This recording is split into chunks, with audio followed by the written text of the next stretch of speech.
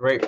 Thank you, everyone. This is our Program Advisory Committee meeting. Thanks for joining. I think we have a full but focused agenda today. I think primarily focused on IPF. I actually have to get some documents open on my side, Brenda. So I don't know if there are other things that we wanted to cover in the opening. We get to wait a minute for you to go ahead and pull that up. Okay. Apologies, I had a lot of technical issues today. It took me a couple of minutes even just to get on.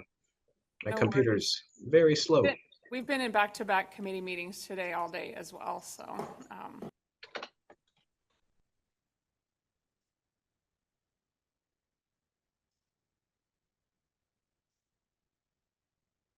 right.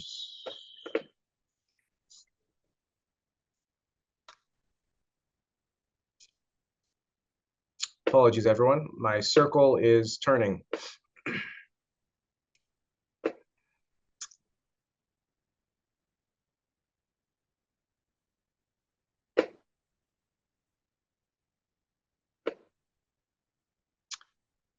All right.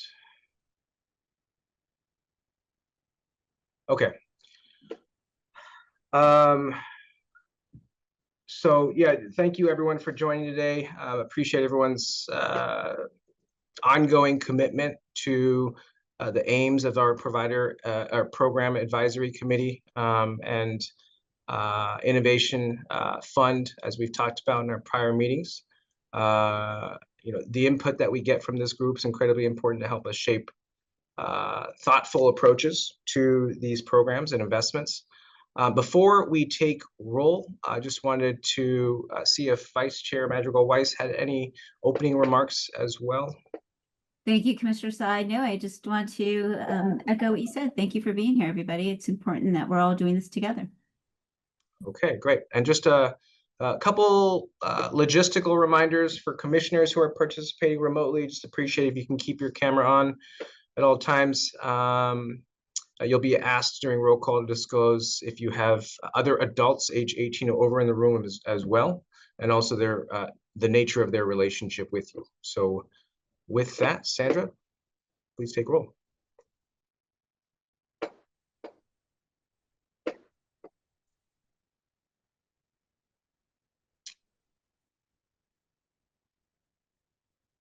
And you may be on mute.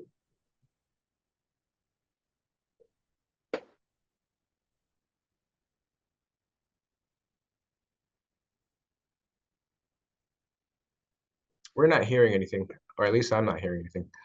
Yeah.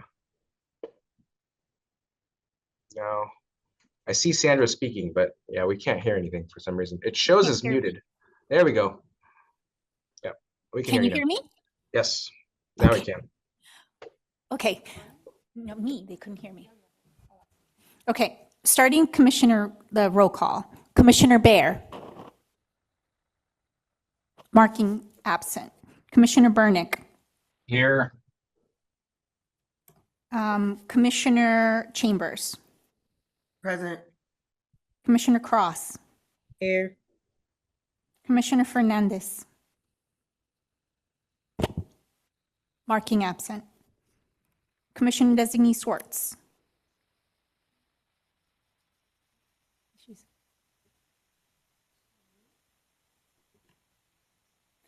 Is she able to unmute? I see you talking, but. Oh, let's find out somebody else. I see her on. Looks Yes, like I see her on. I'm noting for the record that I can see her. Commissioner Sy. here. And I apologize, I didn't ask for anybody 18 or over in the room, so Commissioner Sy, nobody? No, no on my side. Commissioner Committee Vice Chair Madrigal-Weiss? Here, and nobody 18 years of older in the room with me. And I'm just going to go back for the record. Commissioner Cross, is there anybody over the age of 18 in the room with you? No. Commissioner Chambers, anybody in the room with you over 18? No. Commissioner Burnick? I hope you've been able, nope, good, great. We have quorum. Great. Thank Couldn't you, Sandra. unmute before, but I can now. So I'm here and there's no one else in the room. And I'd like to correct the spelling of my name. It's Swartz in the minutes and notes. Thank you. Noted. Great. Thank you, Commissioner Schwartz. Okay, so we'll move to agenda item 2 now, which are announcements and updates. Just as a reminder, we do follow Bagley-Keene Open Meetings Act rules for these meetings, but as a component of our commitment to deeper public involvement in open governance, similar to our prior meetings, we will use relaxed Robert's Rules of Order in order to allow for more flexibility and enhanced public engagement. We hope that this will promote the feedback that we've gotten in prior sessions and continue to support that ongoing, more open dialogue. This new format goes beyond traditional public comment by allowing for more open conversation, some more space for questions, clarifying questions, and constructive dialogue. This also fulfills a commitment made by the Commission Chair Alvarez to strengthen transparency and create more accessible ways for the Commission to engage with the public. Whether you're here to raise a concern, share a perspective, suggest solutions, everyone valued and part of the process. We hope that that's been demonstrated in the prior meetings, open to thoughts on how we can continue to enhance that. So this concludes our announcements today. I think we can move to agenda item 3, general public comment. So this time, as a reminder, this time is reserved for comments on items that are not covered on the agenda already. And I think, Claire, you're going to lead us through the public comment. Yes, thank you. Thank you, Chair Sai. If you'd like live meeting transcription or closed captioning, please activate the closed captioning feature located in the control bar at the top or the bottom of your screen. If there are any members of the public using translation technology, please notify the chair so that we can be mindful. You may request to make public comment by submitting a card, clicking the raise hand icon on your computer or on the app, or if you're calling in by phone, simply push *9. Members of the public can also email us public comment to be shared at a future meeting at publiccomment, it's all one word, publiccomment@bhssoac.ca.gov.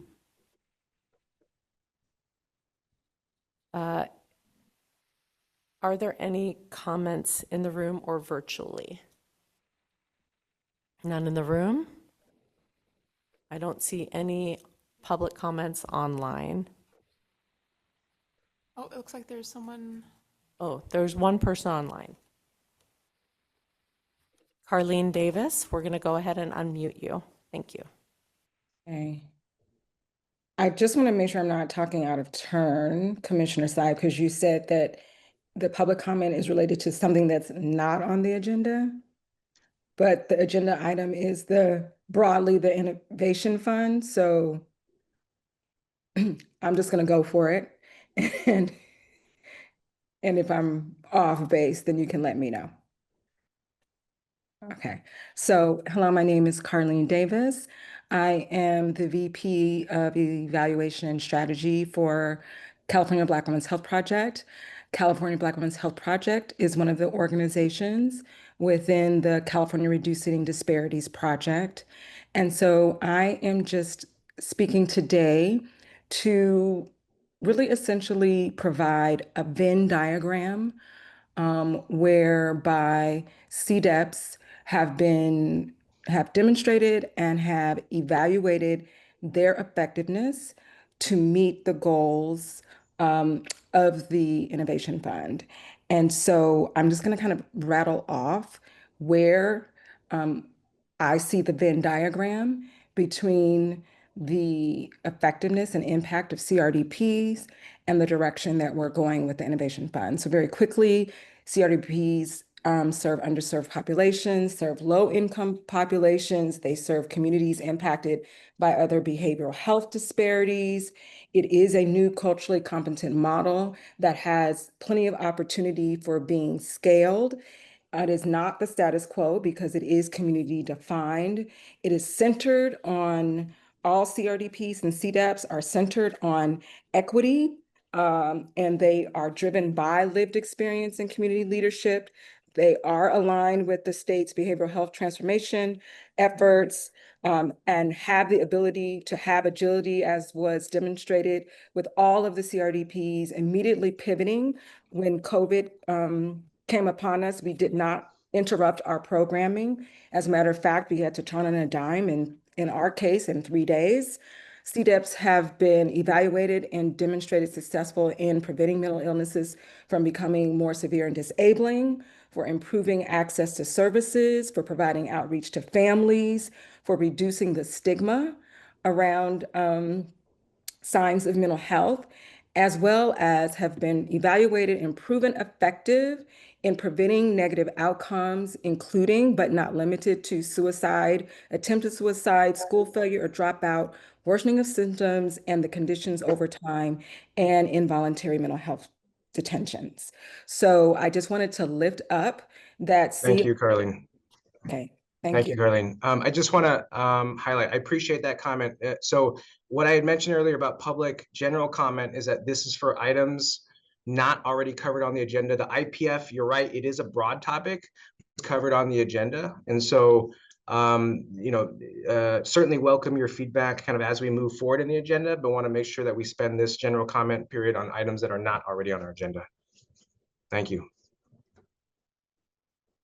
Claire, anyone else in terms of public comments? There are no more comments at this time. Okay, great. Thank you. I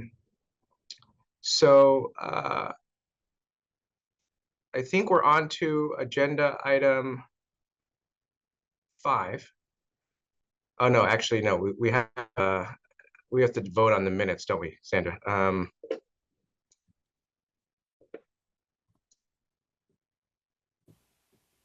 So agenda item 4 is the review of the minutes for the Program Advisory Committee meeting on July 17th, 2025. I would like to invite a commissioner to, go ahead and open it for commissioner comments or questions. And Commissioner Swartz, I did note down your comment about correcting your name, so I'm putting that down as a correction. Any other commissioner comments? Seeing none, Claire, can you see if there's any public comment on the minutes from July 17th, 2025? There are not. Thank you. Okay, now that we've cleared comments, can I have someone entertain the motion to I adopt? make the motion that we adopt the minutes. Thank you, Commissioner Madrigal-Weiss. Can I have a second? A second that. Thank you, Commissioner Chambers. We have a first and a second. I will now take the vote, and I'm requesting everyone online to please unmute your lines now to help us during the vote to go smoothly. Commissioner Baer, noting absent. Commissioner Burnick, Yes. Commissioner Chambers, Aye. Commissioner Cross, Here. Oh, yes. Sorry. Commissioner Fernandez, marking absent. Commissioner Designee Swartz, Yes, Committee Chair Sai, Aye. Committee Vice Chair Madrigal-Weiss. Aye. The minutes are adopted. Great, thank you, Sandra. Okay, on to agenda item 5. This is a report on the Innovation Partnership Fund, or IPF. This is where we get into the meat of our agenda today. We'll review the status of the IPF, as well as provide an overview of the 3 listening sessions that we've convened thus far over the past month. I'd like to invite Melissa Martin-Mollert, Deputy Director of Research, Evaluation, and Programs, as well as Sarah Brooks from Sellers Dorsey to provide us this update. Thank you, Melissa. Thank you, Sarah.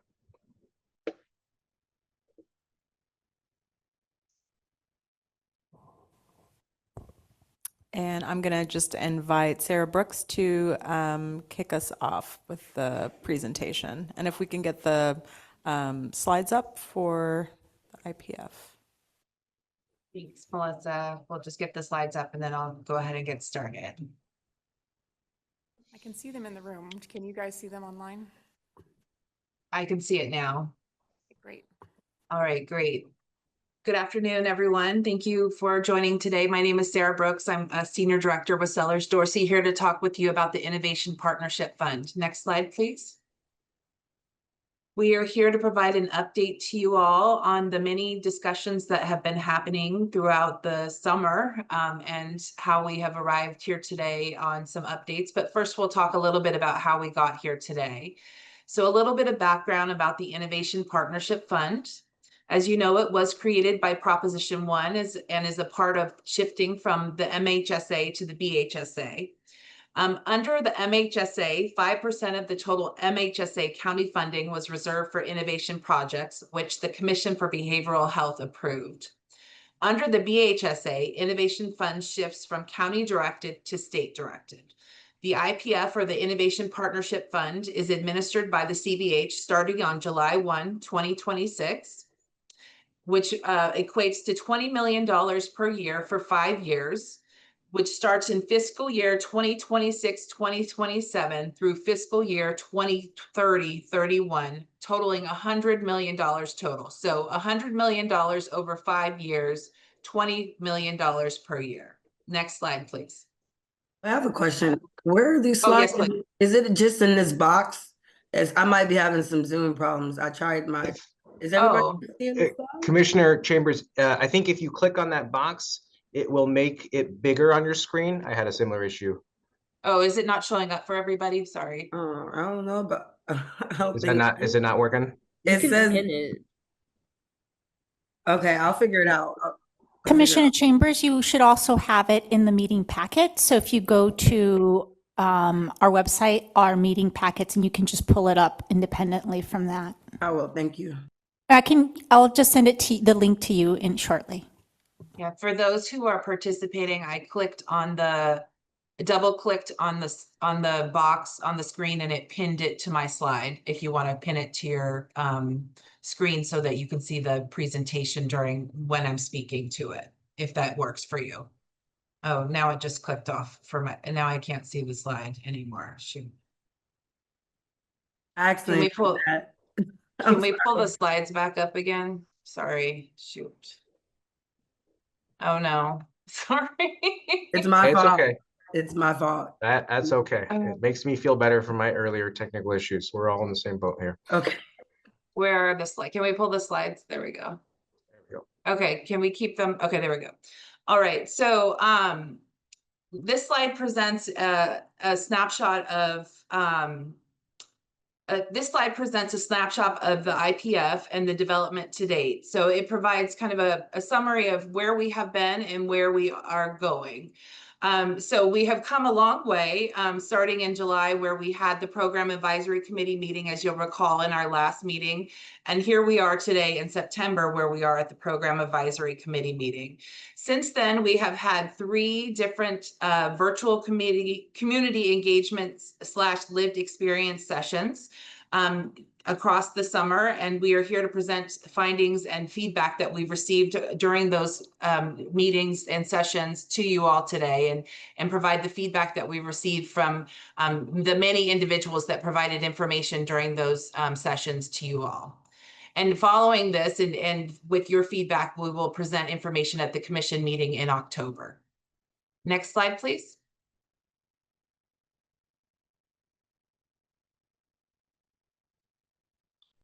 So a lot of information that was discussed was around the definition of innovation. And this is where we come to you today to provide an update to you all on the definition of innovation and what is in the current framework document that has been provided to you all as updated based on all of the feedback that we provided or that we received, as I mentioned, during the sessions during the summer.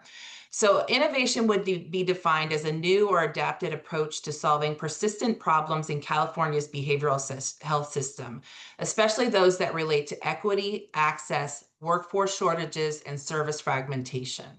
As you can see here, there are a number of different kind of bullets or information that are provided here. These are not these are standalone kind of information bullets that are provided to you all as components of the definition of innovation that I'll walk through with you all today. So first of all, looking at advancing new models, tools, partnerships, or technologies. Secondly, introduce or scale practical, community-defined evidence-based practices that increase access to prevention, treatment, and recovery supports. Be actionable and ready for real-world implementation. Demonstrate a clear break from the status quo, not simply incremental improvements to existing programs or efforts, and may include ideas from other sectors or geographies, adaptation of promising practices, or bold new models co-created with people with lived experience. So these, again, are parts of the definition of innovation and are things that individuals who are applying would consider as a part of the definition of innovation. Chairman Tsai, not sure if you would add anything to this here based on kind of what we've heard throughout the presentation. Is something happening to the presentation? It's Looks slowly like- becoming grave for some reason. Sorry. Go ahead, Nothing, Chairman nothing Tsai. more to add. You know, clearly we've had a lot of discussion. I know that there are different, you know, valid thoughts on what innovation is. Obviously, we do have to land on a definition in order to move forward at some point. And so I think this is where we've landed thus far. Thanks, Chair. All right, next slide, please. And next slide. So just a little bit about what we heard during the many sessions. So as I mentioned, we had a lot of different participation. We had 3 different community listening sessions, 320 unique community participants provided input into those sessions. We did an open call for concepts where we received 49 different submissions, and we shared information and input with other state agencies to receive their input and provide their feedback into the concept as well.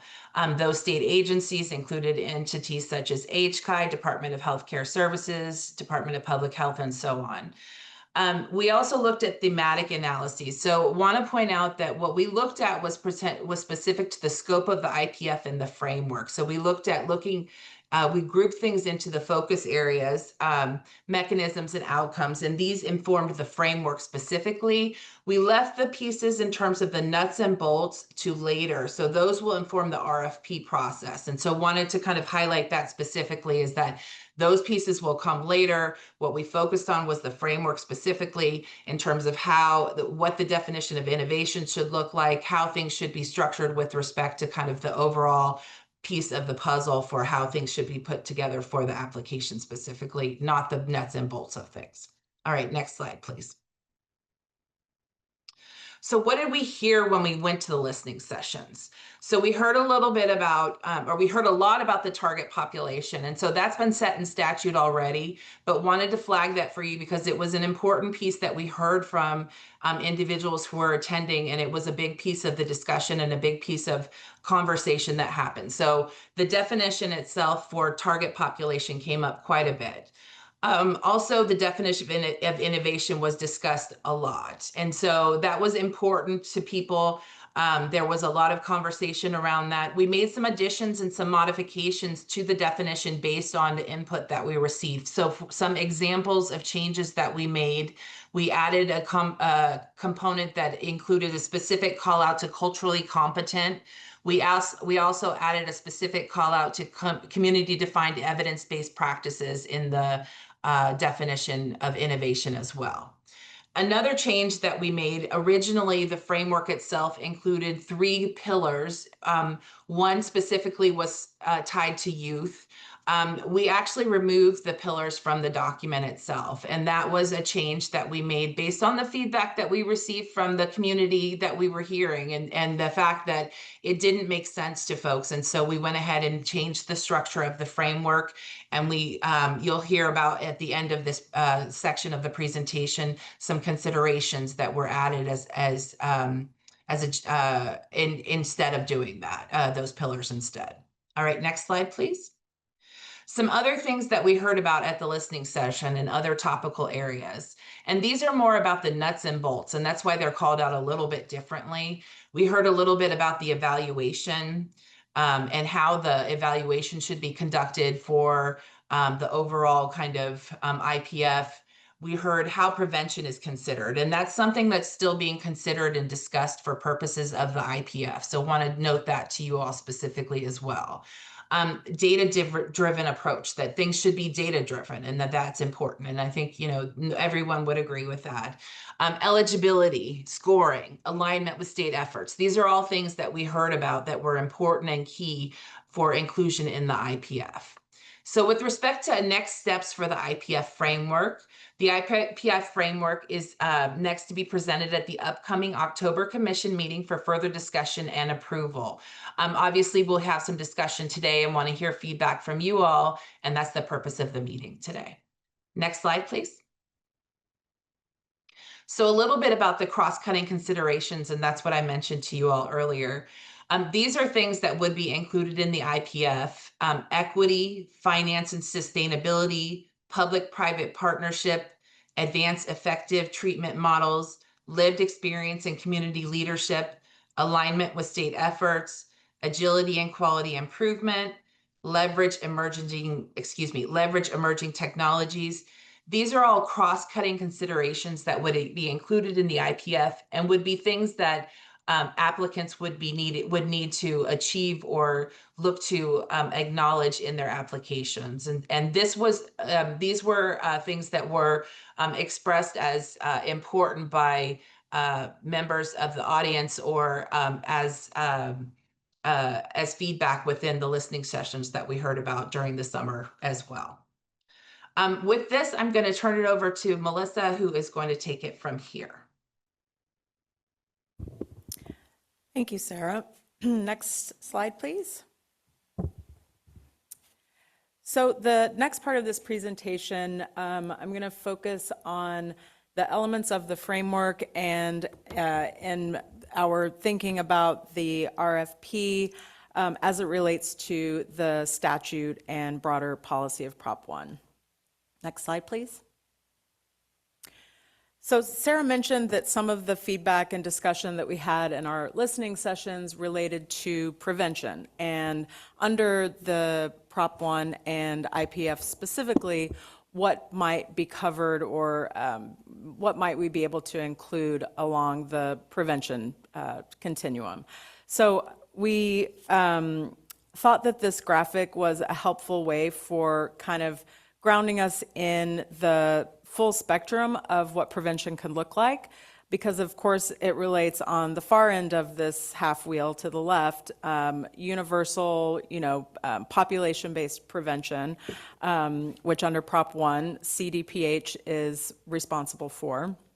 But it moves along the continuum to early intervention, all the way through, when we see treatment and recovery, there's secondary prevention that is throughout this continuum.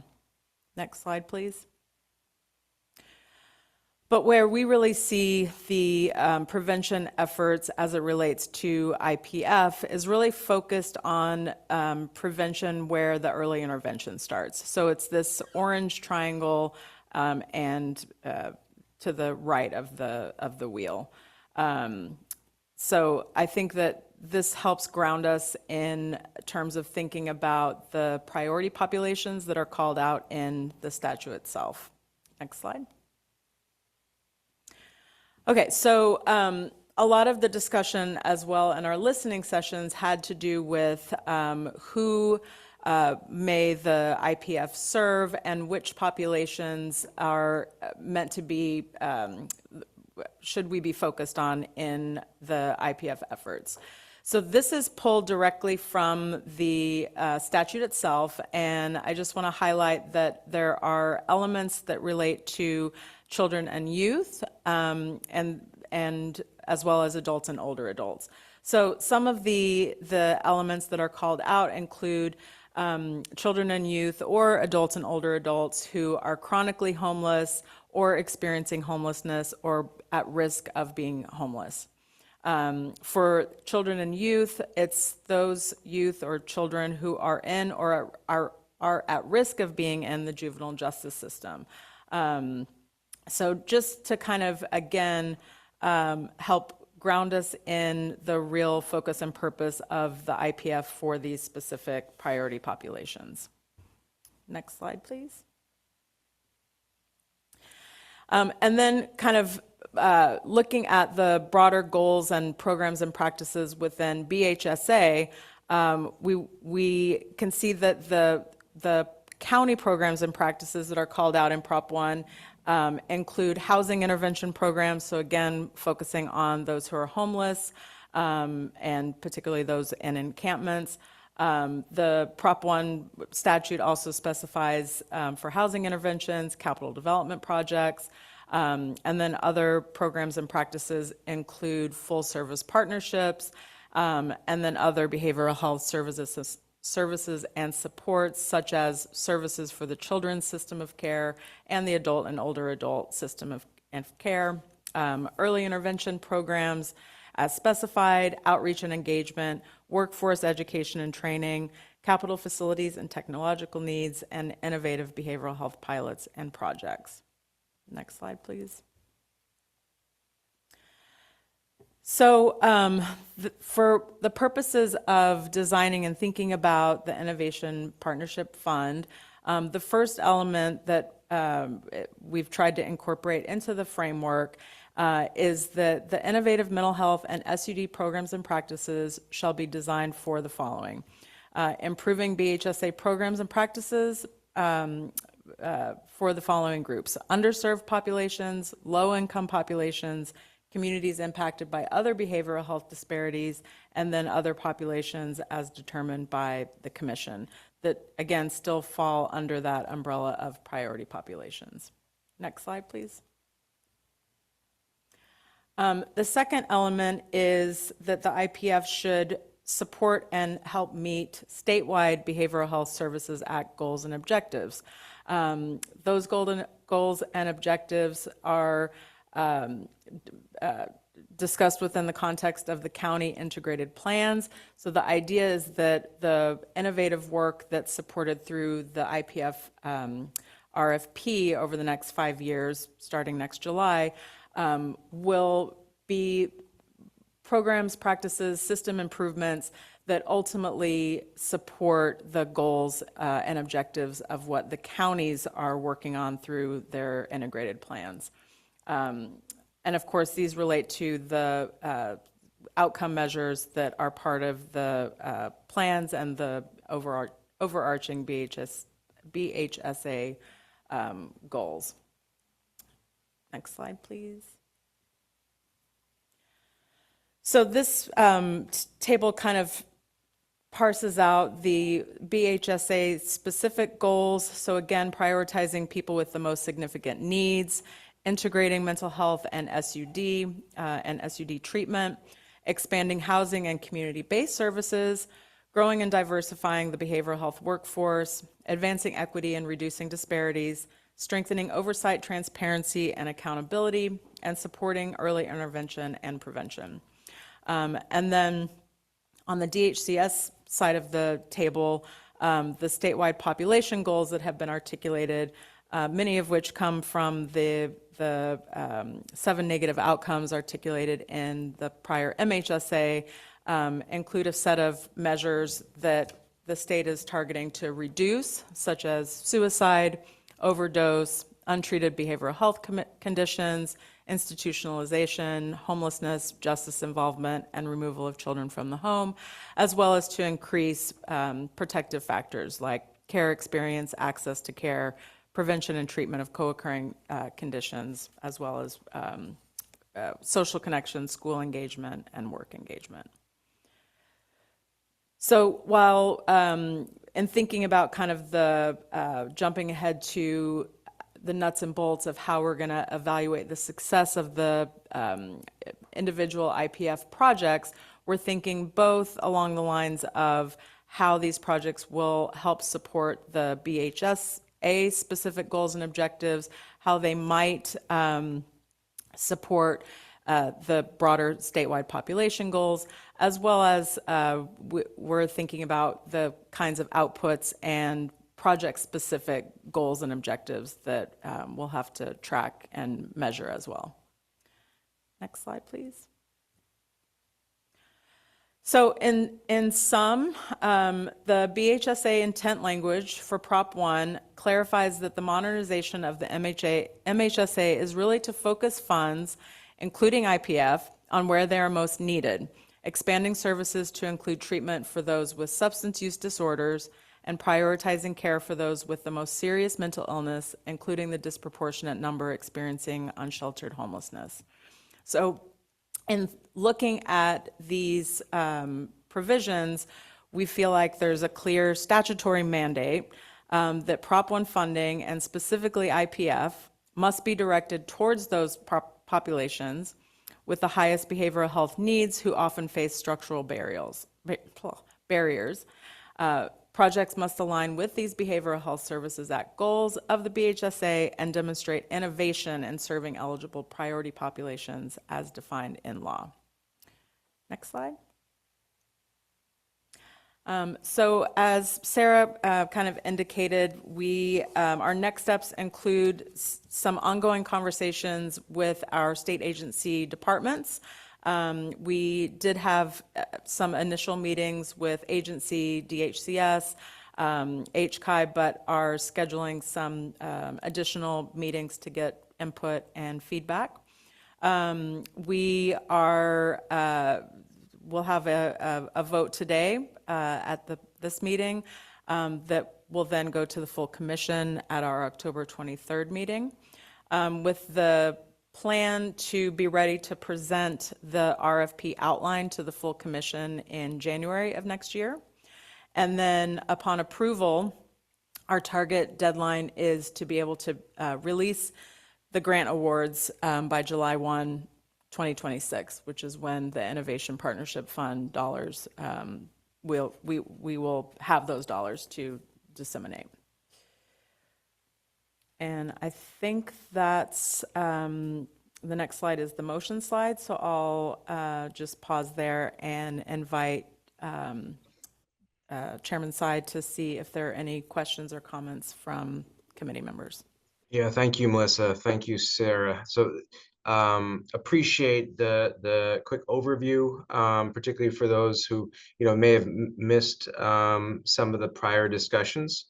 So I think we'll open it up to the commissioners that are participating first for any comments or questions, and then after the commissioners, we'll open it up for the public to make remarks. Commissioners, comments, questions? I have just a quick question, Gary, okay, which is, what's the process of evaluation in terms of, are we appointing a committee, or will it be our staff, or who's going to do once we release the RFP and the proposals come in, what's the following process? For either Sarah or Melissa. I can answer, and then Brenda, please chime in, or Sandra. Typically our procurement process follows standard state rules for procurement. We do work with an outside consultant who makes sure that we are abiding by all of those state rules, but the actual scoring and selection of the top scoring applications traditionally has happened at the staff level. Okay, so we'll have a staff committee that will view, score. Correct. I do want to note that it is under the leadership and the guidance of the procurement consultant. So he's the one who oversees that process, and it's to maintain, he works on the scoring, verifies everything. And when he turns it over for legal review, he's verified the legitimacy of the process. I have a follow-up on that. So would that make it ensure that there's no biases? Like, will we be able to hire outside people to score in addition to the staff? I just want to. Our contractor does, that's what we pay him to do, is to make Okay, sure that okay. the questions of the scoring are fair, and he's an outside Okay. contractor. Okay. Just for the record, like the stat, like there's an outside person that will be doing the scoring. Yes. That's correct, Rachel. Or Commissioner Chambers, yes, that's correct. Okay. And then, so this was a great presentation, and I've been on some of the listening sessions, and this was my comment. This was just, I think this represents a lot of what folks have been saying. I just caution us too, as well, that like as someone that's on the ground in a small CBO that's, taking head on the implementing this policy, as that represents all those populations of focus, of that we ensure that wellness and recovery, that the whole continuum of care continues to happen. Right now, I mean, from what we're hearing on the ground is that, counties are having to rethink how some of our community-based support services, wellness centers. I mean, I know that the state is doing prevention. But I don't know, that's a whole nother thing. I just want us to be cautious that, like, as we're thinking about innovation, like we think about what as someone that studies policy, like it takes a certain amount of time to see the implementation, the effects. And then as things are happening, there might be a lot of people left out. So just noting that as we, I agree with all this stuff, but just know that it's going to be a rocky ride for a lot of people with counties, and then for small CBOs, peer-run organizations, people on the ground. I mean, that small pot of money that is squeezed into the other services, I don't see it supporting small CBOs. That's my own comment. Thank you. Yeah, thank you, Commissioner Chambers. I mean, I think point certainly taken. There certainly are needs across the continuum, right? Prevention, treatment, and other aspects of our system. And as Sarah mentioned, it's a $20 million pot per year for 5 years. And so depending on the vantage point, that can look like a lot or a little, right? So yes, I think being thoughtful in terms of how we make these investments will be important, and being mindful about trying to meet as many of the needs as we can. Commissioners, any other comments, questions? I have a question. So Melissa, when you meet with the other state reps, the other state agencies, do they ever hear directly from community? Or are they counting on our listening sessions with community? And let me clarify your question, Commissioner Madrigal-Weiss. Do you mean specifically for the Innovation Partnership Fund? Like, yes, for this process. Like, so I know, is it staff that meets with the state agencies? Is it commission Yes. staff that meets with the state agencies? Correct. Mhm. So then I guess, do those same people having the conversations from the state agencies ever hear directly from community? Or is this the only process where we're hearing directly from community? I think it's possible that they might be hearing directly from some community members, but in terms of a formal process to gather community input, they've left that to us to facilitate. Got it. Okay. Thank you. And I'll just add to that we've really tried to involve our state agency partners in the process from the beginning of beginning of our process. And so they've have seen the framework as it's developed, and have been able to weigh in and give us guidance that has supported the input we've gotten from the community. Right. Thank you. I see Commissioner Schwartz's hand up. Thank you. I may have missed this. I apologize if I did, but I wondered what the legal issue was with prevention using the terminology. Is that because there's a pot for prevention that CDPH is administering? Or is there some other reason why that's under legal review? Well, the prevention is now in CDPH.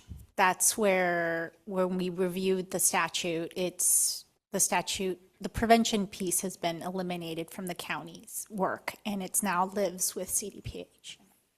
And it is basically have to be population-based prevention. So can I follow up with Commissioner Schwartz? Are you done on that question? Sorry, I didn't. Were Oh. you done? I was gonna follow up. Yes, I'm done.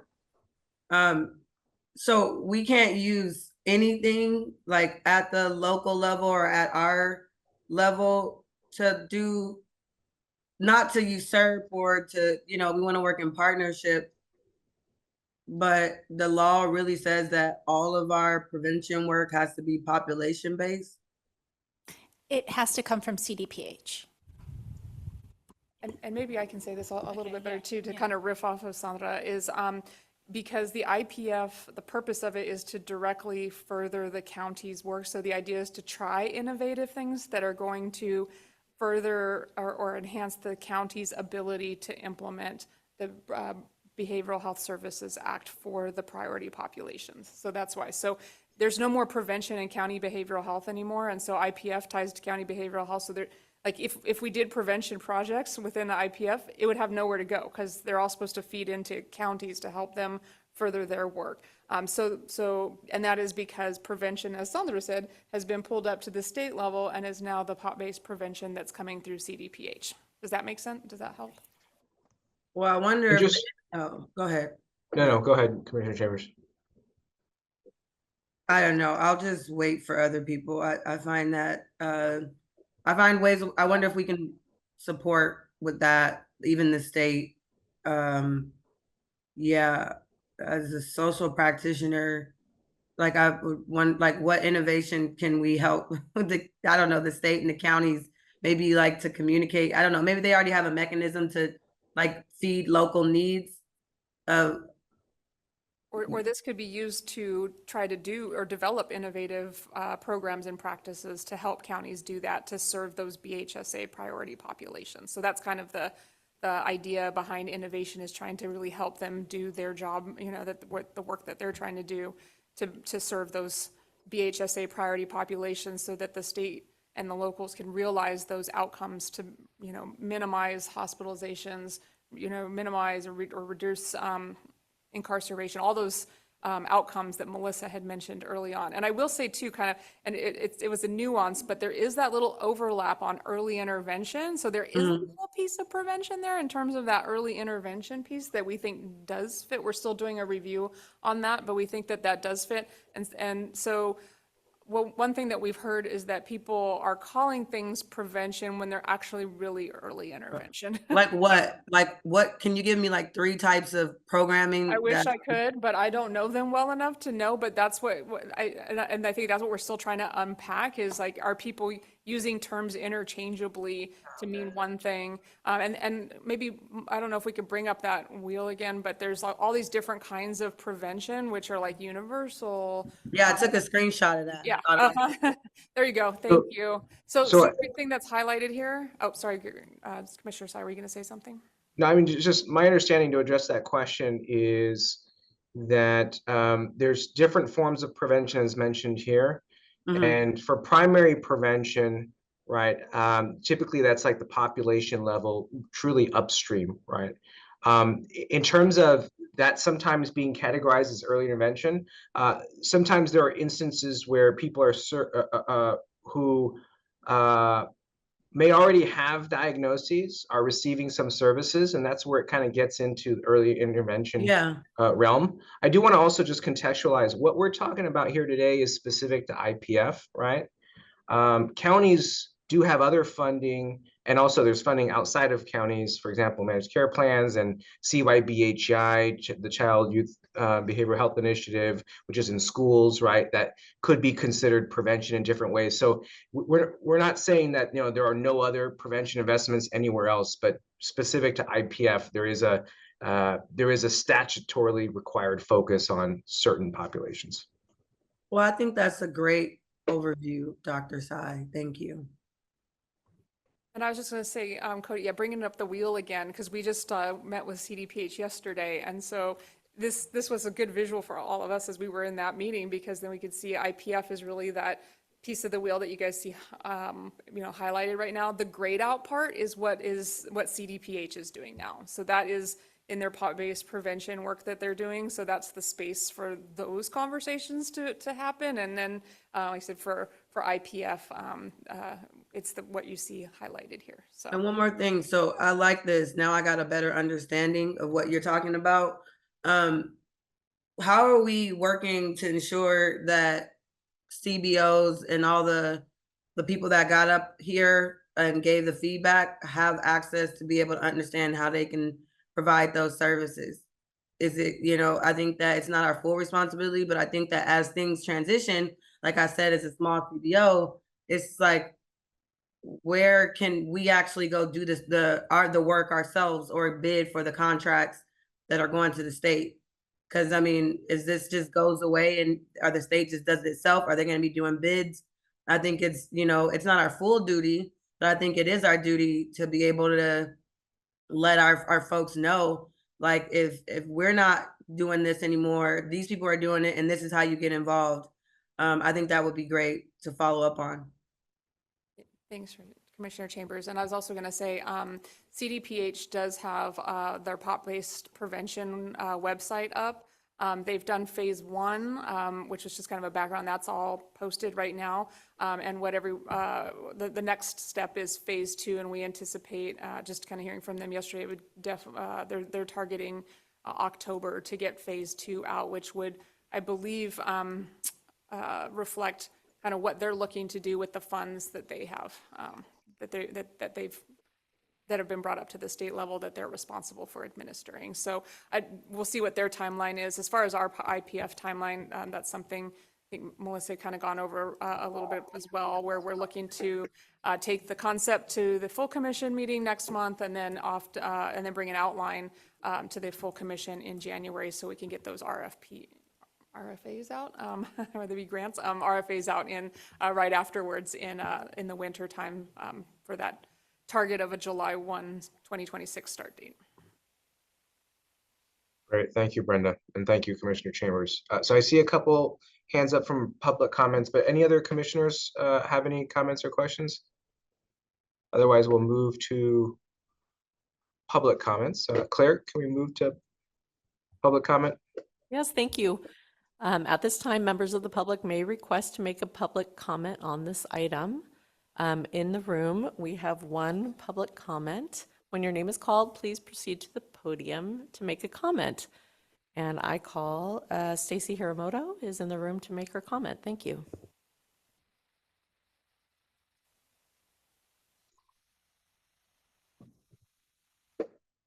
Hi, Commissioners. Stacy Hiramoto with Remco and Safe Passages.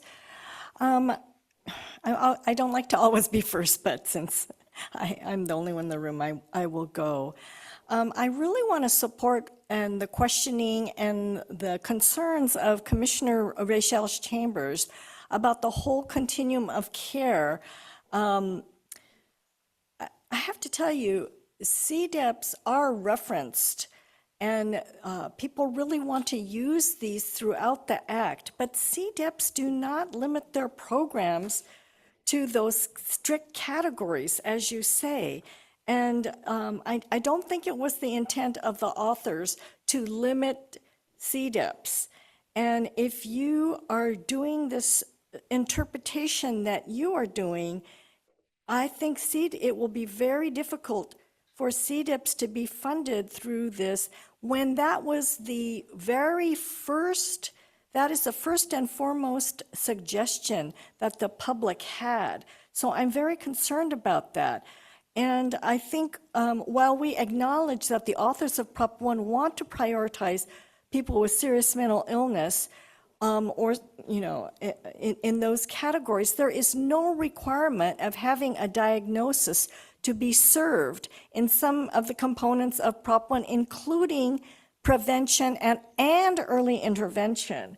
And there is no prohibition of serving those that do not have a diagnosis or are not categorized as having serious mental illness.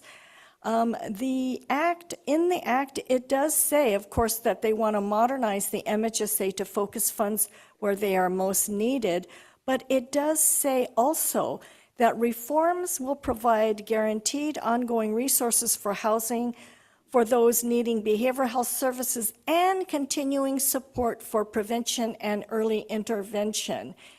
Again, I'm just very concerned that we are taking a very narrow focus on innovations when I really don't believe that that was the intent. And certainly, if we take a narrow view, it is not going to serve well BIPOC and LGBTQ communities and other special populations. And it will make it very difficult for the small CBOs, such as Commissioner Chambers mentioned, to get funding from this source. I'm going to let I know there's a lot of other people from the CRDP. I would like them to go ahead and speak. Thank you.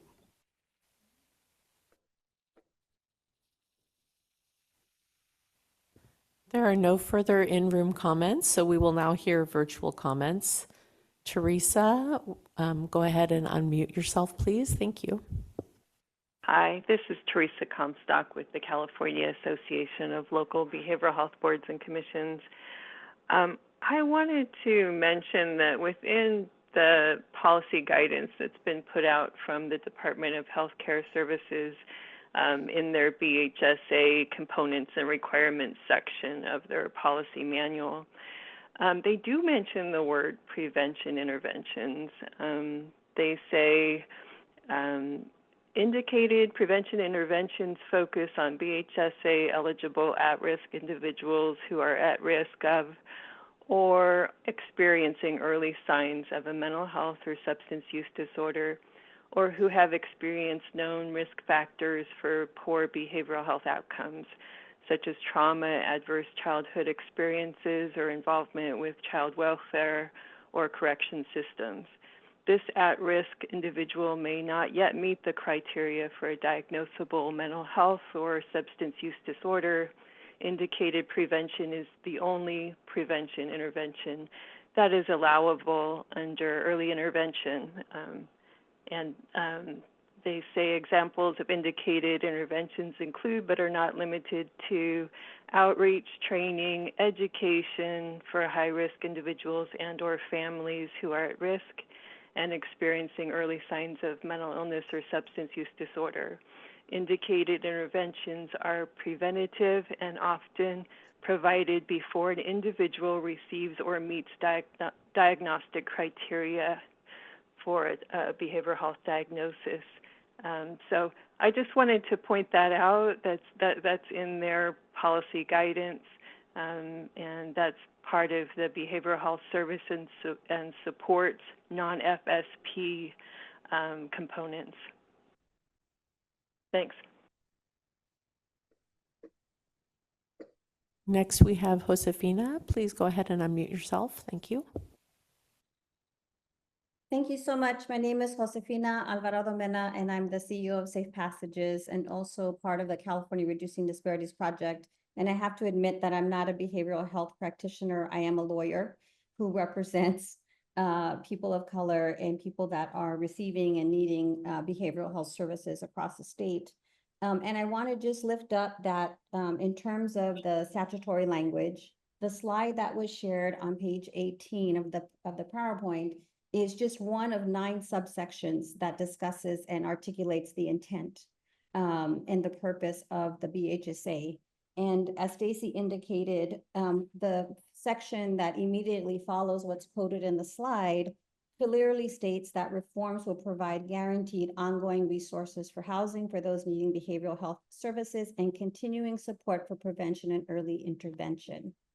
In addition, there is no statutory language in Prop 1 which states that there is a prohibition against utilizing innovation partnership funds for prevention. And I appreciate that the slide is showing the wheel does have a portion of prevention, but I truly believe that it can be a broader interpretation than what is depicted, especially considering some of the other language. The second thing I want to say is that community-defined evidence-based practices have been serving all of the priority populations and also address the purpose of the BHSSA on many, many different levels. And I'm encouraged to see that the language for CDEVs was included in the framework. And I appreciated the opportunity to provide public comment all along this process. The last thing I want to say is that there should be a much heavier emphasis on evaluation.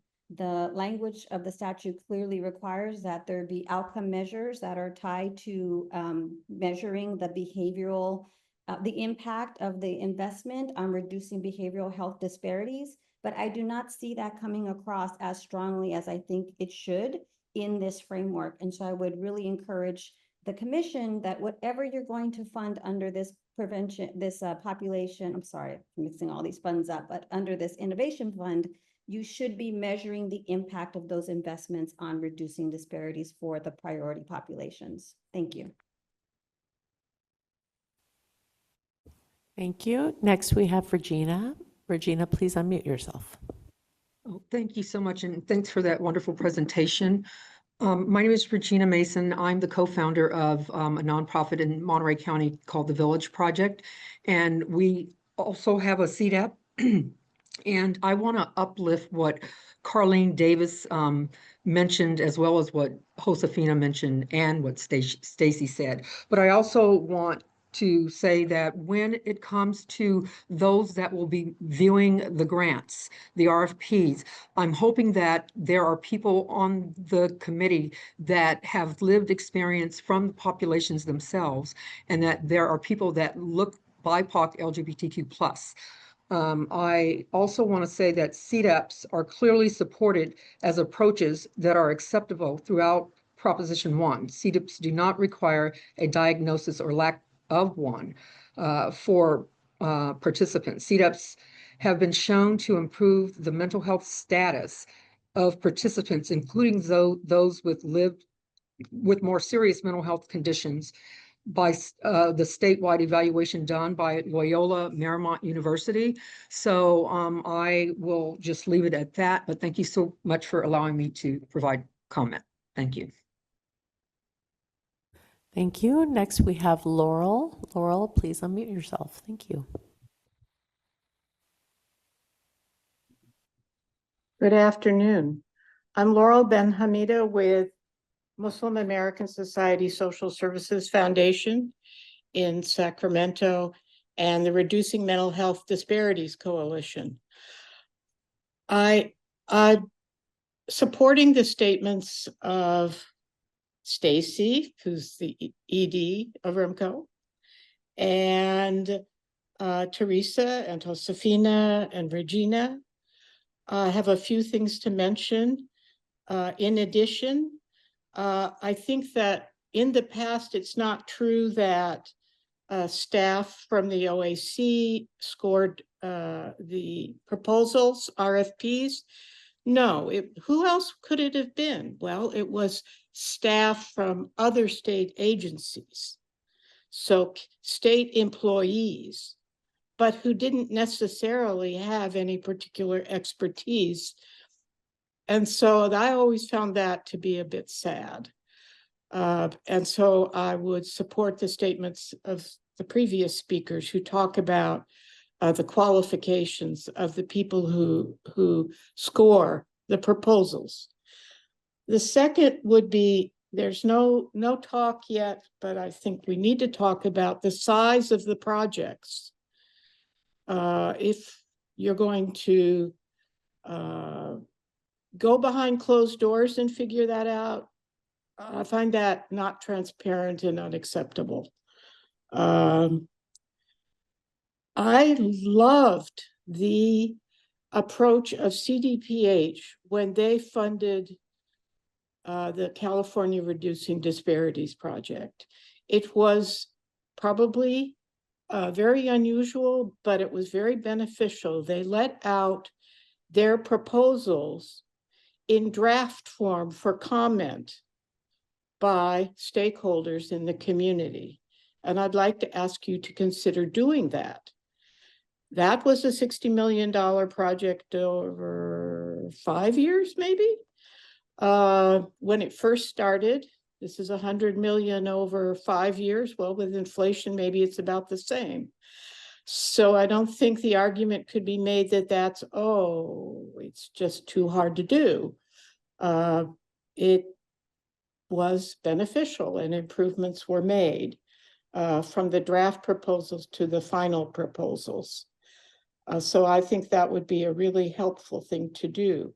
I believe that a statement was made maybe by our new ED that for the OAC, not the OAC, the BHOAC, that this was not going to be diagnosis driven. So maybe you could reiterate that again, because there's a lot of anxiety about that right now.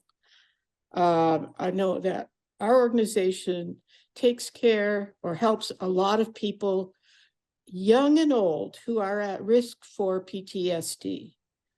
And so they may not have a diagnosis. They may be adults who are way past, say, the usual age of diagnosis for something like schizophrenia, but they were in a conflict war situation.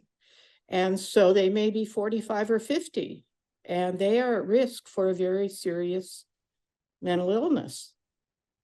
So those are some of the things that I'd like you to consider as you think about this, and maybe not take it behind closed doors as soon as this particular plan indicates. The other thing I would mention is that the county appears, and I don't remember seeing the county spoken about so much in the previous drafts of the framework.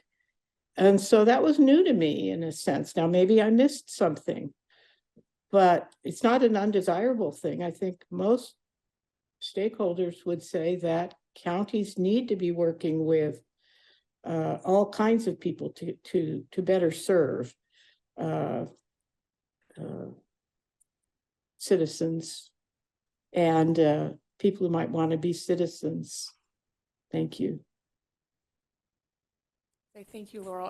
And as the ED, yes, you're correct on the diagnosis piece. This is not diagnosis driven. It's driven by what's in the statute. So thank you for saying that. Thank We'll take you. the rest of your considerations. Thank you, Laurel. We have 4 more online comments. The next comment is from John. John, please unmute yourself. Thank you. Good afternoon, everyone. My name is John Alita. I'm the Executive Director of the San Joaquin Pride Center. We're a nonprofit CBO serving the LGBTQ plus community in San Joaquin County.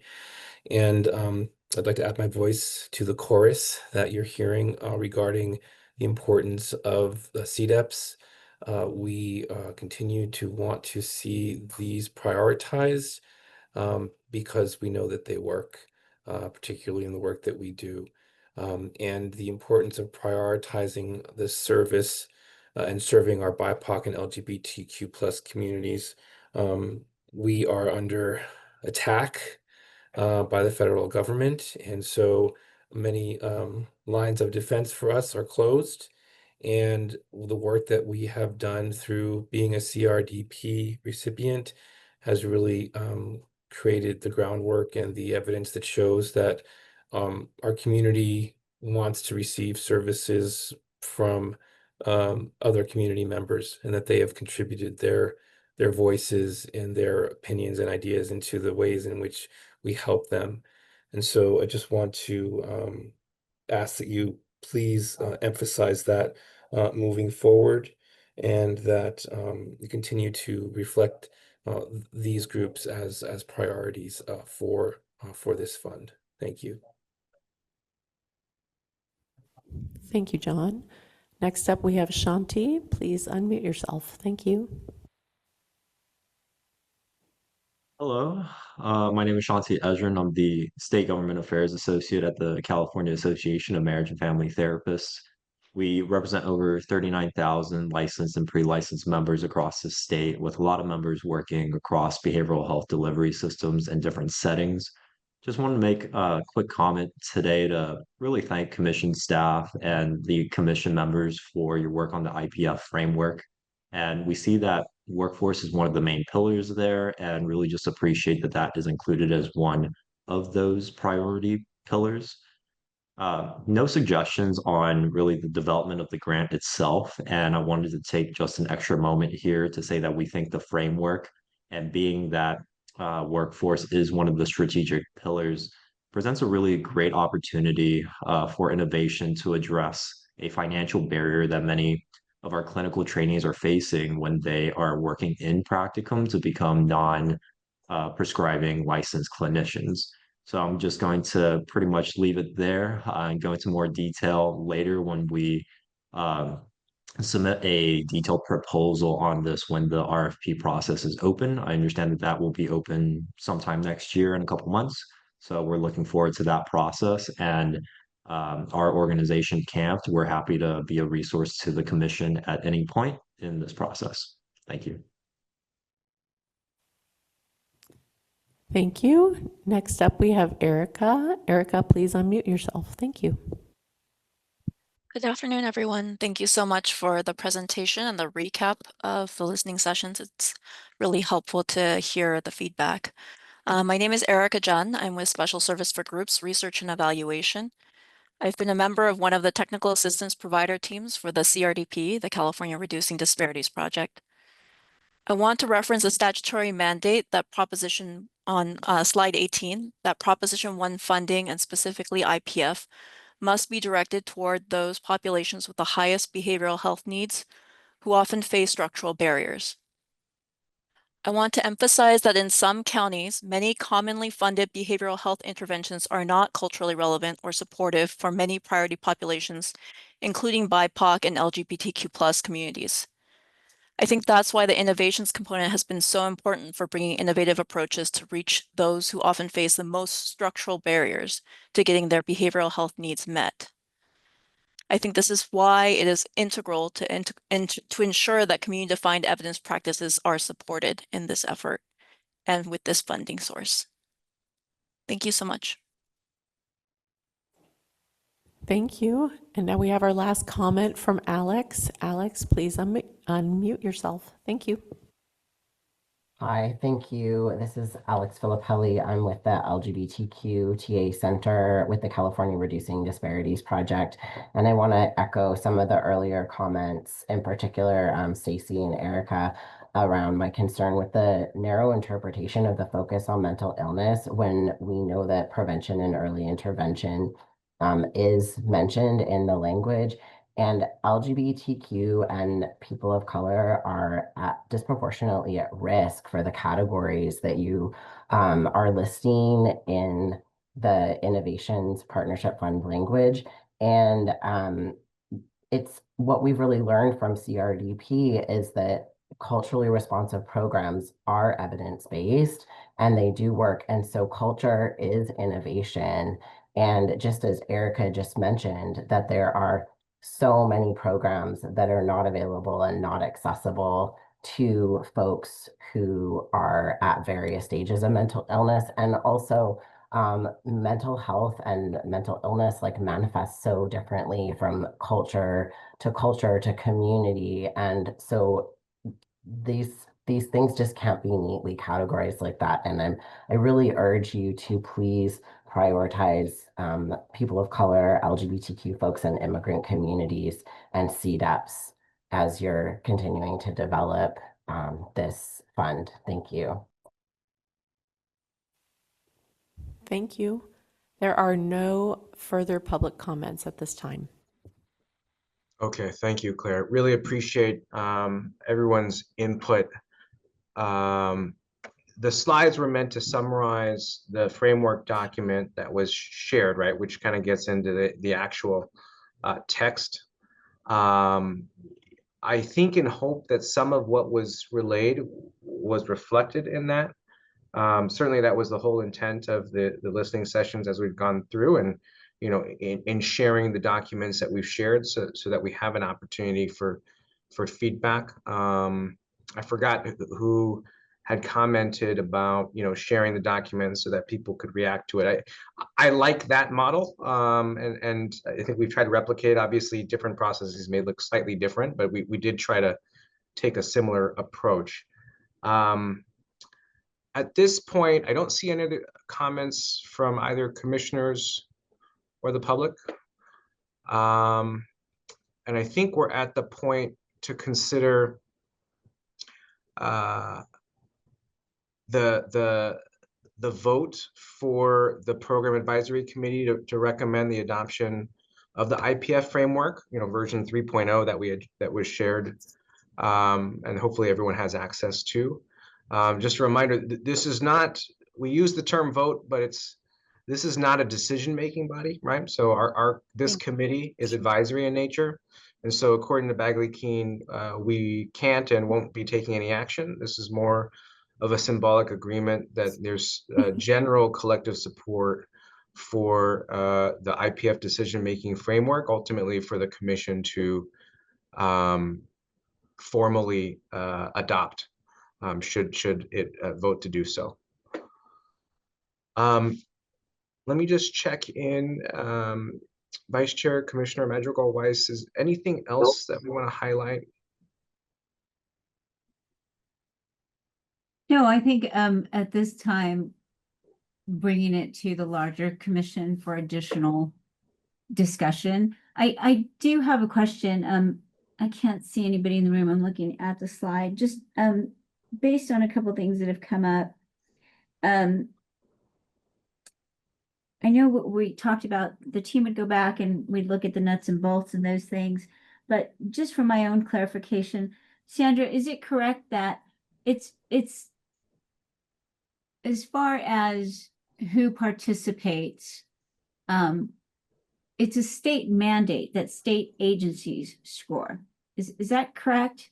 This isn't, I always understood that you had to be a state employee to be a part of. I'd have to go back and review that, but Brenda is shared. When I was at my previous council, I did have folks on some of my scoring panels that were subject matter experts or representatives for my panel for scoring our RFPs, and they just had to sign a waiver that they were not going to be bidding on it. There'd be no conflict of interest, but we could definitely look into that as well, just to make sure that upholds over here. Okay. And I just want to make sure that it's clear for everyone is that right now our outside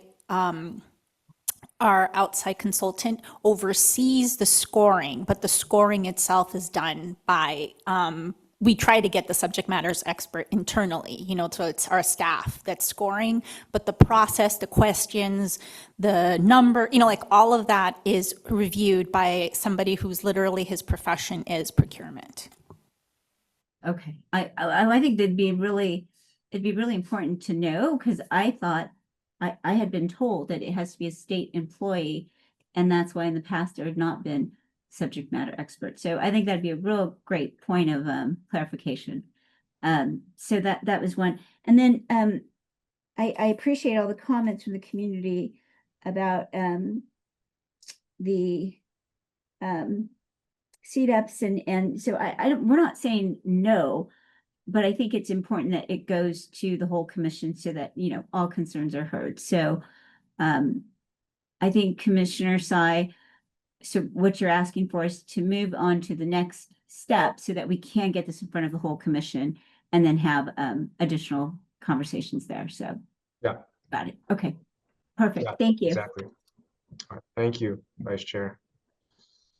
So if there's agreement, We need a motion in a second, so Yeah. I don't know if we're.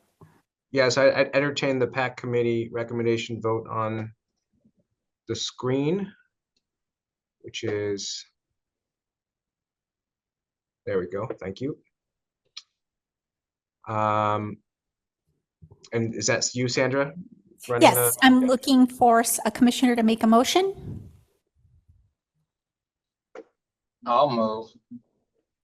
Can you, who is that? Sorry. Burnick. Burnick, okay, Commissioner. Second, do I have a second? Show. Thank you, Commissioner Chambers. We have a first and a second for the program committee to recommend to the full commission the adoption of the IPF framework 3.0, well, to the full commission. So, Commissioner Baer, marked absent. Commissioner Burnick, Yes. Commissioner Chambers, Yes. Commissioner Cross, Yes. Commissioner Fernandez, marked absent. Commissioner Designee Swartz, Yes. Chair Sai, Aye. Vice Chair Madrigal Weiss. Yes. The motion's adopted. Great, thank you, everyone. So this does move it forward to the commission for further consideration and discussion. Thank you for everyone's participation in this process. More to come, and I think we can move to our next agenda item, which is agenda item number 6, where we'll discuss and vote on an overview of the allocation of Behavioral Health Student Services Act one-time administrative and evaluation funds for the committee and the public to consider recommending to the same full commission. So again, not taking action, more moving it to the commission. And I'd like to welcome Kai Lamasson to hear more about this contract. Okay. Hi, everyone. I am stepping in for Kai and will be presenting on this item as well. Okay, next slide, please. So we're going to discuss the Behavioral Health Student Services Act, and I'm going to provide an overview of the available funds that need to be allocated by next June of 2026, and present some options for consideration for potential use of these funds. So the first bucket is $5.6 million from the one-time BHSSA administrative fund. And the second bucket is $10.9 million in one-time BHSSA evaluation funds. Next slide, please.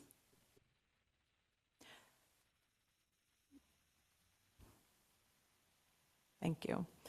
So before I provide some options for spending those two different funding buckets, I want to give a basic overview of the BHSSA and what the commission currently funds.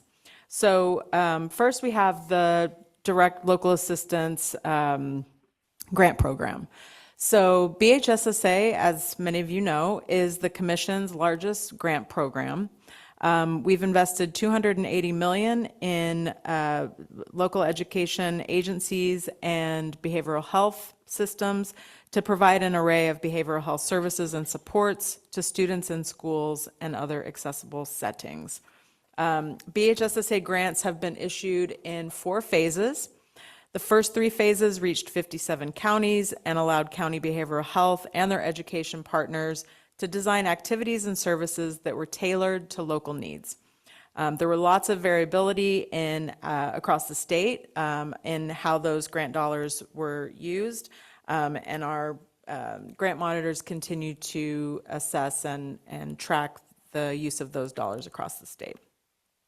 Our most recent phase, what we call phase 4, are more targeted. So those funds are to address the behavioral health needs for at-promise youth, to explore opportunities for universal screening in schools, and to fund BHSSA partners to commit time and resources to developing and implementing sustainability plans to ensure that the activities and services under the BHSSA grant program will continue once the grant ends. The second component is the technical assistance piece. So we offer statewide TA training and technical assistance to BHSSA grant partners through contracts with the Center for Applied Research Solution, or CARS, and 3 peer coaching teams. Those are directly, the peers are the county behavioral health and school district grantees. The TA team offers a menu of options for services depending on grantee needs, including but not limited to webinars, communities of practice, and individual coaching services. And then lastly, we have our evaluation, ongoing evaluation. So the evaluation of BHSSA is being led by WestEd. The evaluation is designed to produce learnings on an ongoing regular basis that we will be sharing with the commission and the public as they become available. Next slide, please. Okay, so this slide describes in more details what the administrative and evaluation buckets include. So at the start of this grant program, the commission received $25 million in one-time BHSSA administrative funds. Most of these funds have already been earmarked or encumbered, and with 5.6 needing to be encumbered by June 30th of 2026. Some of the categories that we've used from the administrative fund category include paying for staff time, including our contract monitors. We've funded some of our technical assistance contracts out of this bucket, and our procurement support contracts. And then on the evaluation side, we received $16.6 million in one-time funds to support evaluation.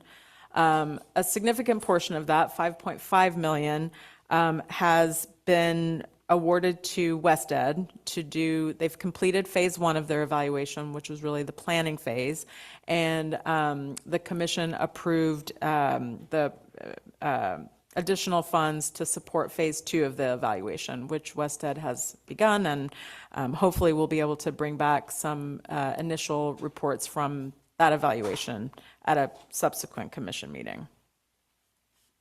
So that leaves 10.9 to encumber by June 30th of 2026. Next slide, please. So again, just before I go into some of the options that I want to present and get feedback from committee members and the public, I want to remind everyone of the Behavioral Health Student Services Act in the context of Prop 1 and the legislative intent, and how that relates to the legislative intent of BHSSA. Next slide, please. Let's see. I think maybe I jumped ahead too soon. Okay. So the language in Prop 1 is, directs the state to modernize the MHSA to focus funds where they're most needed. So that is to expand services to include treatment for those with substance use disorders and prioritize care for those with the most serious mental illness, including the disproportionate number experiencing unsheltered homelessness. Next slide, please. In using BHSSA funds starting on July 1, 2026, county programs must prioritize certain populations. The priority populations for children and youth include those that are, and this should be familiar from the last presentation, those children and youth who are chronically homeless, experiencing homelessness, or at risk of being homeless, in or at risk of being in either the juvenile justice system or the adult justice system, re-entering the community from the criminal justice system, in the child welfare system or at risk of conservatorship, or who are at risk of institutionalization. Next slide, please. The purpose of the BHSSA is to establish mental health partnerships between a county's mental health or behavioral health department and local education agencies, including school districts, charter schools, and the County Office of Education within the county. Next slide. The goals and targeted population for BHSSA include preventing mental illnesses from becoming severe and disabling, improving timely access to services for underserved populations, providing outreach to families, employers, primary care health providers, and others to recognize the early signs of potentially severe and disabling mental illnesses, reducing the stigma associated with diagnosis of a mental illness or seeking mental health services, reducing discrimination, and preventing negative outcomes in the targeted population, including but not limited to all of the following. And I won't read the list, but they include things like suicide and attempted suicide, unemployment, school failure, dropout, just again related to those original 7 negative outcomes. So with Prop 1 and BHSSA in mind, we offer some considerations for BHSSA investment for the administrative funds. Some of these options are also based on recommendations from commissioners, BHSSA grantees, and community partners. So first, aligning BHSSA with the priority populations of the Behavioral Health Services Act. Oh, sorry, next slide. Thank you. Sorry about that. So first, aligning BHSSA with the priority populations of BHSA. Second, to further SUD integration. Some BHSSA partners have used their grant dollars towards substance use prevention, early intervention, or treatment, but there's certainly additional work to be done to further integrate SUD into these partnerships. Third, to address workforce challenges, BHSSA grantees have reported the ongoing challenge of the provider and peer shortages, particularly in rural communities. Those workforce challenges are more pronounced. And then lastly, continuing to build the infrastructure and capacity to sustain services implemented under BHSSA. Next slide. And then the considerations for BHSSA administrative funds. So, and again, this is from feedback that we've received from multiple sources, including from our commissioners with school mental health, school behavioral health expertise.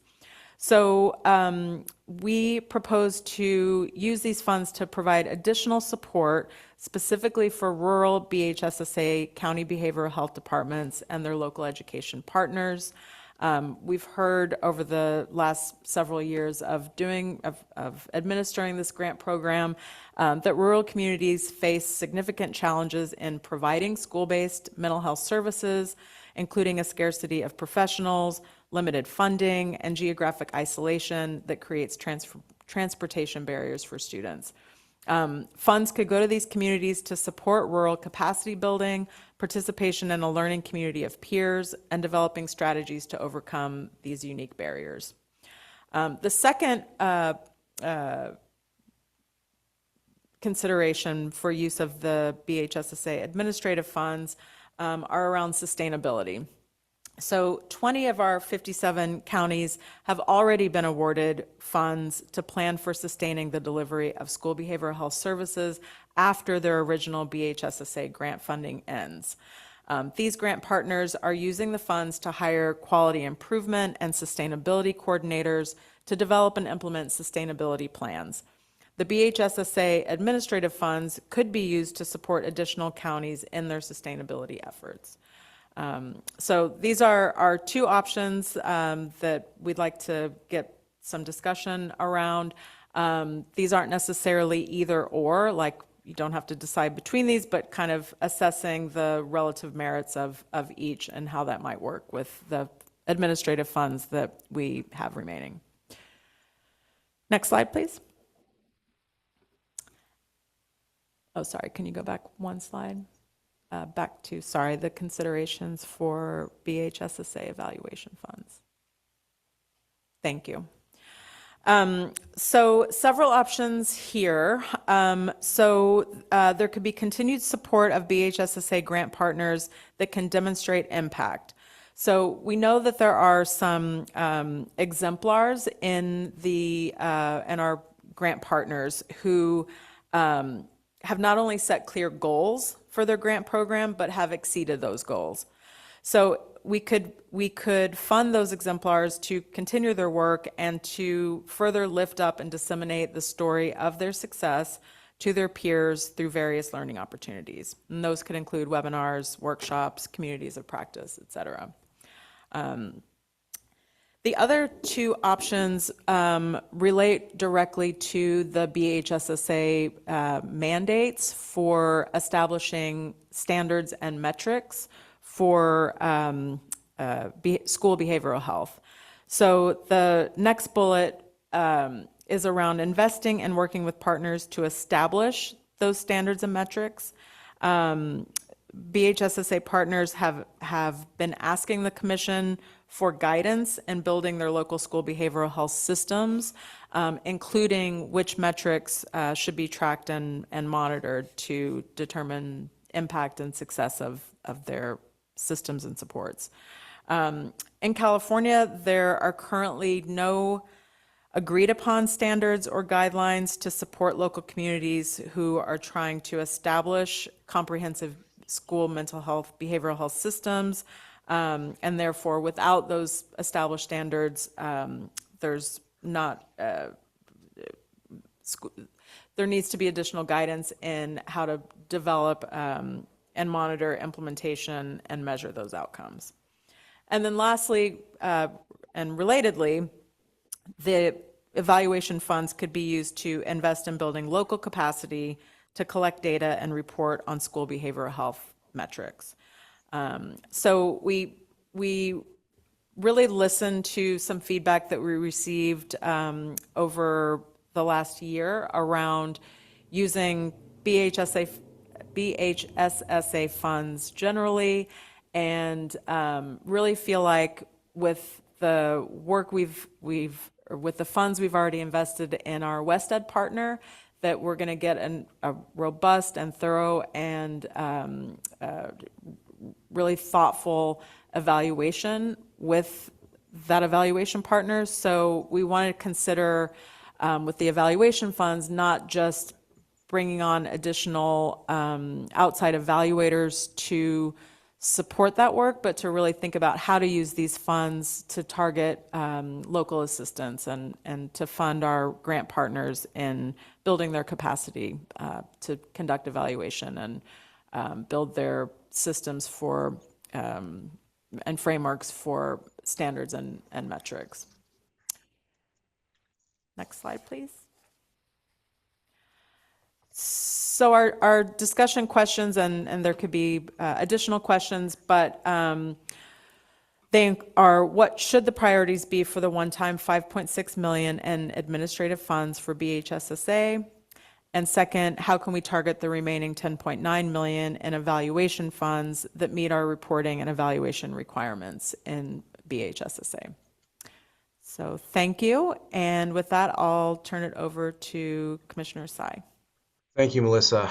That was very helpful. I'm also mindful of time, so we have about 20 minutes for commissioner comments, questions, as well as public. So I appreciate if everyone can try to be succinct in terms of your feedback. I mean, one quick comment from me is just my perspective. Given that we're calling this the Behavioral Health Student Services Act, I think it should be a central priority for us to ensure that these investments are shared across mental health and substance use. I understand that, I think a lot of these funds have already been spent, right? Or certainly allocated. And so I would think that if there's an opportunity to invest to help provide support for those investments to, include SUD investments, I think that would be worthwhile. As we know, young people, don't segregate their mental health and substance use issues, and oftentimes the things that they go through, happen together, right? So Commissioners, comments, questions? If I could also comment, I agree. Thank you, Commissioner Sai. I think we need to do much more within our school communities around SUD, whether programming, education, even to the adults, and bring some education around that and have them understand that no, it's not a separate issue, and no, we cannot handle it in a punitive way and just pure, discipline. So I think that's important. I will also say this, the metrics around mental health, substance use disorder, we don't track very much. California Healthy Kids Survey is not enough. We need to really be tracking data like we do other data. We track suspensions, expulsions, we track weapons on campus. I think we need to be, as a system, track things like suicide risk screenings. I know here in San Diego County, we have 440 schools at least, all doing the Columbia risk screening data. And right now we are seeing, almost a 50% increase in risk screening data, or risk screeners being used for LGBTQ youth. And that's because we're tracking. I don't know that you can go right now to other school communities and say, how much of a percentage has it increased? Because it's not systemic. So I think that if we're given opportunities to be able to track, to be able to use risk screening tools across our system, and then to be able to track so we can look at trends so that we can put in programming based on those trends, I think that would really serve our system. So I'm hoping that we have an amazing audience right now. The MHSA dollars that unified 57 counties around general mental health was the first time we did something like that in our state. And CDE didn't do that. The Department of Public Health didn't do that.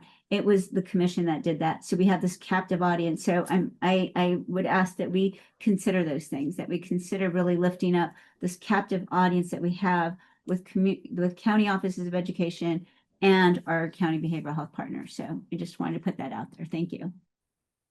Thank you, Vice Chair. Other commissioners? Seeing none. Claire, I think we can go ahead with public comments. Okay, at this time, members of the public may request to make a public comment on this item. And we do have one in-room comment from Stacy Hiramoto. Stacy, go on up to the podium to make your comment. Thank you.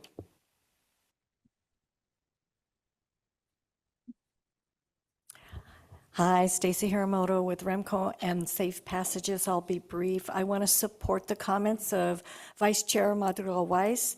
I think having that captive audience and a coordinated effort really makes sense. I mean, this is the Commission's largest program, is my understanding, continuing program, I thought, or, pot of money, whatever. And for the future, or somehow use this administrative funding, because I hope you keep getting it. I hope it keeps going and growing, because school mental health is important to all kids, right?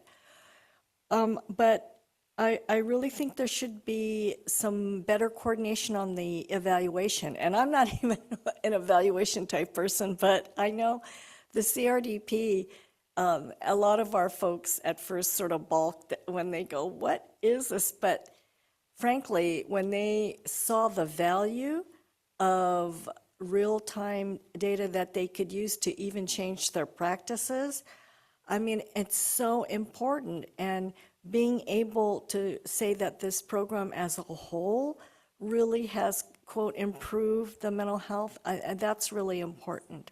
And of course, the last thing I will put a plug, I didn't hear a lot of information, and that doesn't mean you didn't do it, but I didn't hear a lot of information on how kids from BIPOC and LGBTQ communities, if they are being served proportionately to their place in the population. Sometimes I get critical because kids programs go, well, Stacy, the majority of kids in California are from BIPOC and LGBTQ communities. And I go, well, yeah, but that doesn't mean the programs are serving them in those proportions. So anyway, thank you. Thank you. There are no further in-room comments. We're going to move to online comments. At this time, we have 2. Lisa, please go ahead and unmute yourself. Thank you.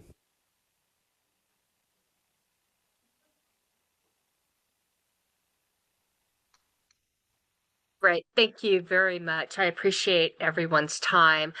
Just a quick comment. I'm with the Office of Youth and Community Restoration. And one of the things that we see, particularly in relation to funding for schools, is, and I'm not sure if this is included or not, but I'd like to see that court schools be allowed to access these funds. I'm again not sure if that's allowable at this time, but I want to advocate for that because I know in a couple other initiatives, court schools are left out. And I think as one of the priority populations of the justice involved youth, that I think that this would be an important consideration for these funds. And that's my comment. Thank you. Thank you. We have one more. Sorry, I just wanted to make a quick response to the last public comment, which is that some of our current grantees do work with court schools, so it is already part of the BHSSA grant portfolio. But thank you for those comments. If I could to add, because it went through the county offices of ed, they are responsible for our JCCS schools, so absolutely they were included, I would say, across the board. That's all, Melissa. I'm just teaming with you. Thank you.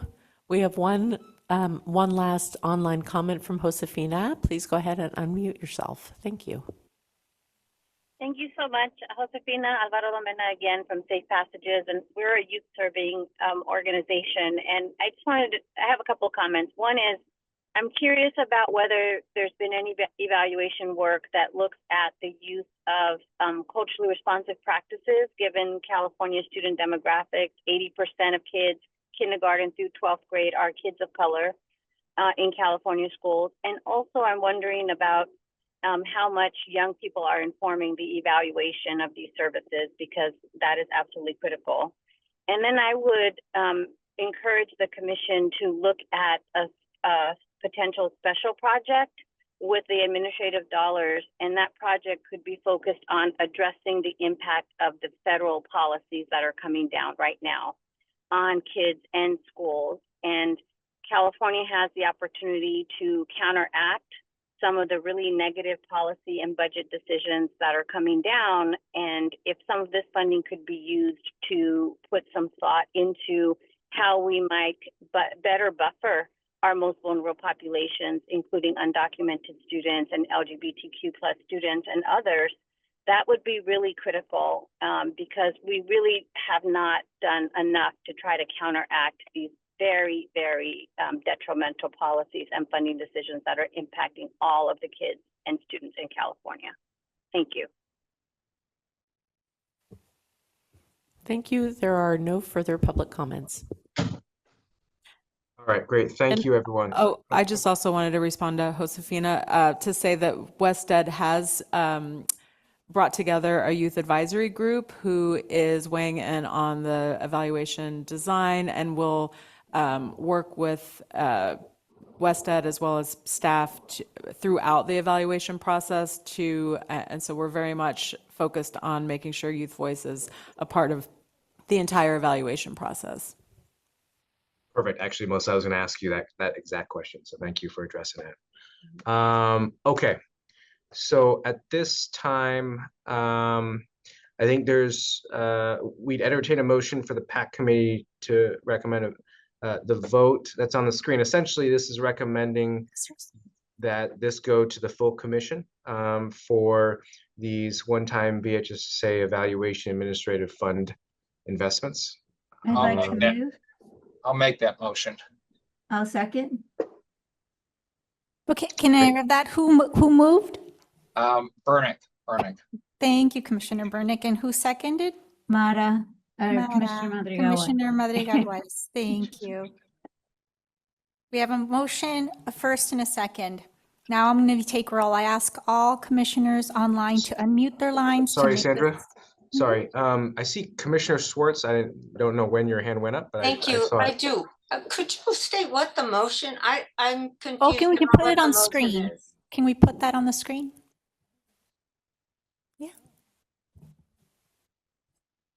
So essentially, it's to move this to the full commission for approval of the spending of one-time BHSSA evaluation administrative funds. To go how, to what? So again, this would be going to the commission. So it's actually, this group is advisory, so we won't be taking any action, but it's really more just to support that this go to the commission for a final decision. I understand that it's advisory, but I'm trying to understand how the money, are we recommending a way that this evaluation fund should be distributed? I don't believe so. I think it's kind of for further discussion with the actual commission. I don't know if others want to weigh in. So I think the vote's more general in terms of just, you want to explain it, Melissa? I can't hear that. Yeah, so I think the vote is just to recommend that these options be presented to the full commission for further discussion. So it's not authorizing spending, any specific spending, but rather to push the conversation to the full commission. I apologize that this is probably not procedurally appropriate at this time, but I was involved in the drafting of this. So maybe I'm not objective and maybe should be recused, but I do want to point out that there are very specific statutory requirements. And so some of the comments and suggestions might not fit with the statutory requirements. So I just want to be clear that we are clear about what we're voting on. And Yeah. that we're voting that it be consistent with the act. Absolutely. I appreciate those comments. I mean, that's one of the reasons why Sandra is so active in this. Obviously, we have a lot of ideas across the varied groups that we have represented here, and we have to do what the law says, right? So certainly. And Sandra, I trust that you'll ensure that we do that. Correct, yes. So we'll make sure that whatever options, even the options presented are all consistent with the act. So we will do that before it is presented to the full commission. Thank you. Great, thank you. All right, so I think we had the motion from Burnick and second from Vice Chair. Okay. Again, asking all commissioners online to mute their lines, to unmute their lines so to help the process of calling the votes. Commissioner Bear. Absent. Commissioner Burnick. Yes. Commissioner Chambers. Yes. Commissioner Cross. Yes. Commissioner Fernandez. Absent. Commissioner Designee Swartz. Aye. Commissioner Sai. Aye. Commissioner Committee Vice Chair Madrigal-Weiss. Aye. Motion passes. Okay, great. Thank you, Sandra. Okay, and so I think we're down to the last item, which is adjournment. Really appreciate the commissioners and our public participants today. Sincere thanks for everyone's thoughtful engagement, support, comments, and feedback. Our next meeting is December 4th, so please mark your calendars. Vice Chair, any words prior to us departing? Rocky start, but you pull through. Thank you, Commissioner Sai. All right, great. Thank you. So with that, we'll adjourn. Thanks again. Have a great day. Thank you. Bye, everyone.